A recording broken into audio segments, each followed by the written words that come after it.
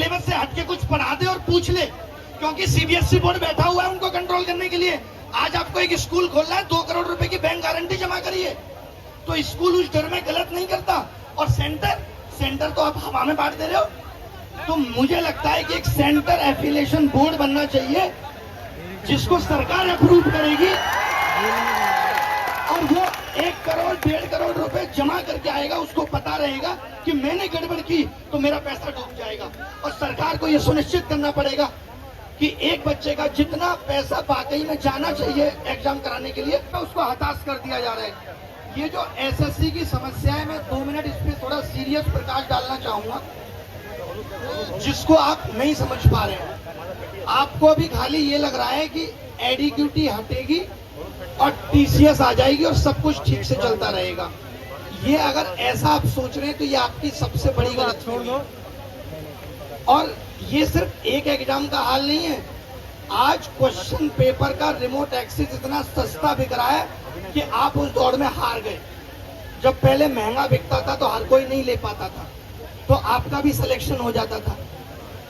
अब वो इतना सस्ता बिक रहा है कि राजस्थान और हरियाणा ही खरीद ले रहा है नौकरियां। बिहार यूपी के पास तो पैसा ही नहीं है। उसकी गरीबी का आलम है कि उसके पास तो पैसा ही नहीं है। ये राजस्थान वाले दिल पे न लें, जो खरीद रहे हैं उनको पता होगा, वो यहाँ नहीं है, वो यहाँ नहीं। उनको तो ये सरकारी नौकरी एकदम खत्म करनी है। वो कहते हैं हमें group B, group C, group D को नौकरी देनी नहीं है।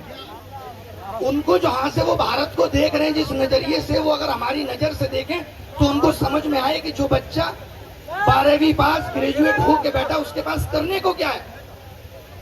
आज अगर आपके लिए नौकरियां क्रिएट नहीं हो रही, उसके लिए जिम्मेदार कौन है?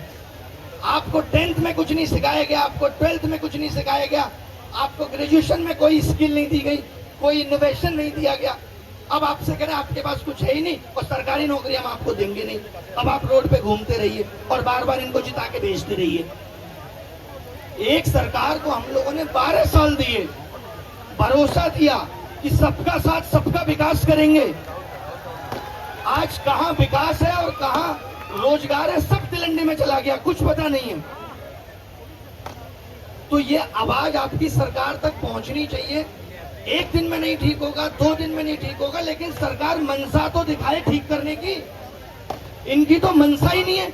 यूपीएसआई का फॉर्म आया, उसमें केवल फॉर्म फीस के अलावा कोई डिटेल नहीं है। कब एग्जाम होगा, क्या सिलेबस होगा, नहीं। अभी आप हमें 500 दो, हमें राशन बांटने तो फिर देखेंगे क्या कर रहे हैं। क्या सरकारें, आयोग सिर्फ जो युवा इनसे नौकरी की तलाश में आया था